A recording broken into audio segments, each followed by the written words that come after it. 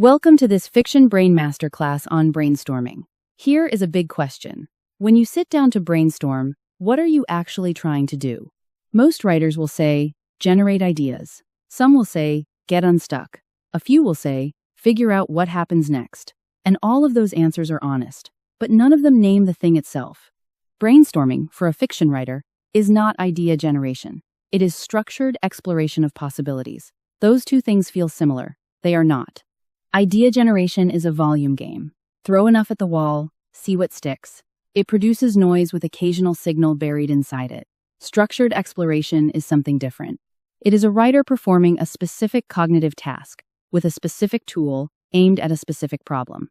The difference between those two approaches is the difference between a writer who spins for an hour and a writer who breaks through in 20 minutes. Here is the insight that changes how you brainstorm. When you are trying to find the emotional truth underneath a scene that isn't working, you are performing a distinct cognitive task. When you are generating alternatives to a plot decision you've already made, you are performing a different one. When you need to know if an idea belongs in the story or is just interesting noise, that is a third task entirely. Treating them all as the same activity is why brainstorming so often feels like spinning. The right tool changes everything. In this masterclass, I am going to walk you through 10 brainstorming tools. Each one addresses a specific problem a writer will recognize from their own work. Each has a short method and a clear signal for when the tool has done its job. This is not a sequence. There is no brainstorming roadmap. You come to this toolkit with a problem and locate the tool that fits. The only rule is that the tool serves the work. Tool 1 is the reframe. The problem. You know what happens in a scene, but not what it means. The scene feels factual rather than resonant. Write one sentence describing what happens. Write a second sentence answering, what does this cost the character emotionally or psychologically? Write a third, what does this moment reveal about who this character actually is, as opposed to who they think they are? Read those 3 sentences. Find the gap between what the scene currently delivers and what they point toward. Write into the gap. The signal is a shift in how you see the scene, not a new event. A new understanding of the event that was already there. Tool 2 is the 5 windows. The problem. You have an idea and it feels right, but you're looking through one window when the idea has 5. The 5 windows are character, emotional, structural, thematic, and consequences. The character window asks how the idea reflects or complicates the character's internal conflict. The emotional window asks what emotion drives the moment, and what emotion it produces in the reader. The structural window asks where the idea sits in the story's architecture. The thematic window asks what truth the idea expresses. The consequences window asks what changes because this happens. The signal. The idea either grows more complex and more necessary, or reveals itself as thinner than it appeared. Either outcome is useful. Thin ideas discovered here are better than thin ideas discovered in draft. Tool 3 is the ripple test. The problem. You have an idea and you're not sure it belongs. Interesting and necessary are different things. State the idea in one sentence, then ask 3 questions. If this happens, what changes in the character's arc? If this happens, what changes in the central conflict? If this happens, what changes thematically? 3 strong ripples. The idea belongs. 2. It may belong with revision. 1 or 0. It's interesting, but not necessary. Set it aside. The story will survive without it. Tool 4 is the contrast engine. The problem. You've written yourself into a single version of a moment, and you've stopped seeing alternatives. Describe the version you have in one sentence. Now write the opposite version. If your version is loud, write it quiet. If the character succeeds, write them failing. Write a darker version. Push the emotional stakes further down than your instinct wants to go. Write an ironic version. The moment happens, but what it means is the reverse of what the surface suggests. Read all 4 versions side by side. You are not choosing one. You are seeing the full tonal range available to this moment. The signal. You can no longer see your original version as the only possibility. The moment has opened. Tool 5 is the constraint ladder. The problem. You have too many options. Abundance without direction is its own kind of paralysis. List everything you have. Apply the first constraint. Which options are rooted in character truth rather than plot convenience? Apply the second constraint. Which remaining options serve the story's theme? Apply the third constraint. Which remaining options produce the strongest forward momentum? Work with what remains. The choice is now a craft decision rather than an abundance problem. Tool 6 is the blind spot audit. The problem: something is wrong and you can't find it. The scene reads as technically competent but doesn't land. Ask, what is this scene assuming? Assumptions are the most common hiding place for blind spots. Ask, whose experience is missing? The answer is often a secondary character the scene has treated as furniture. Ask, what is the scene afraid to do?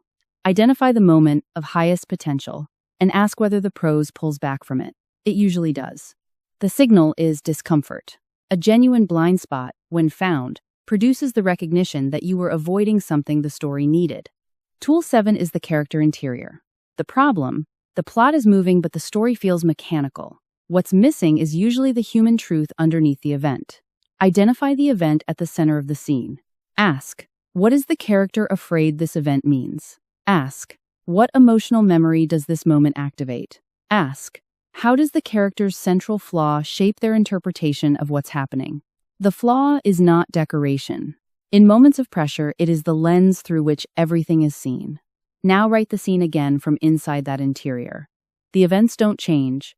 What changes is that the reader is now inside a human being experiencing them. The signal is the moment you write something about the character that surprises you. That surprise is the character breaking through into the work. Tool 8 is the emotional seed. The problem: the page is blank. Most writers approach blank pages with a structural question. What happens next? The emotional seed asks instead, what needs to be felt? Name a single emotion, not a plot event. An emotion: grief, dread, the specific loneliness of being surrounded by people who don't know you. Ask, what situation would make a character feel exactly this? Ask, what does this emotion look like in the body? Emotion expressed through behavior is scene. Emotion described is exposition. Ask, what does this emotion want? That want is the scene's engine. Write the scene from the emotion outward. Let the plot serve the feeling rather than the other way around. The signal: the scene has a pulse. Tool 9 is the pressure test. The problem: you have a plan, and it has never been tested. Plans that have never been tested almost always have at least one point where they will fail. Identify the plan's load-bearing elements. Apply character pressure. Does each element require characters to behave in ways true to their established psychology? Apply logic pressure. Does each element follow causally from what precedes it? If any link is connected by "and then" rather than "therefore" or "but," the chain is weak. Apply reader pressure. What does the reader need to believe for the moment to land? Is that belief earned by what comes before? Revise the weak points before you build on them. A pressure test that produces no weak points is either a strong plan or a sign you didn't push hard enough. Push harder. Tool 10 is the anti-idea. The problem: you are too close to your own story. Every choice feels like the only possible choice. Identify the choice you're most committed to. Now write the anti-idea, the version of the story in which that element is the opposite of what it currently is. The hero fails. The relationship survives. The revelation never comes. Write this seriously, not as a joke. Ask, what does the anti-idea make possible that your current version forecloses? Ask, is there anything in the anti-idea that belongs in the real story as a complication, a shadow, a road not taken? Return to your original version. You will see it differently. Something that felt inevitable will now feel chosen. That shift, from inevitable to chosen, is the point. Chosen is where craft lives. A word now on brainstorming with a writing partner. Most writers don't have one. But when the relationship is right, a writing partner is something no solo tool can replicate. Two distinct cognitive presences in genuine dialogue create a friction that solo work cannot generate. The best ideas in a strong writing partnership don't come from one person or the other. They come from the collision. The most productive partnerships are built on curiosity more than compatibility. Two risks are worth naming. The first is the mutual admiration trap. A partnership of similar blind spots can become an echo chamber. The corrective is to make the habit of the relationship the honest question rather than the encouraging response. The second risk is voice contamination. A writing partner is not a co-author. Take the insight. Leave the voice at the door. The most productive use of a writing partner is not to have them generate ideas for your story. It is to have them ask the questions that force you to generate the ideas yourself. A partner who asks the deeper question and then stays quiet is holding space for your thinking to go deeper than it would go alone. Come back to these tools with a specific problem, not a general desire to brainstorm, a specific stuck place, a specific gap between what the story is doing and what you need it to do. Find the tool whose problem statement matches the problem in front of you. Work the method. Wait for the signal. Brainstorming done this way is not a warm-up activity. It is not a creative loosening exercise. It is diagnostic work. It is the act of a writer who knows what they are trying to find and is using a structured process to find it. The tools are the structure. The story, your story, the one only you can write, is what the structure serves. Pick up the tool that fits the hand of the problem you're holding. Put it down when the work is done. Now go write.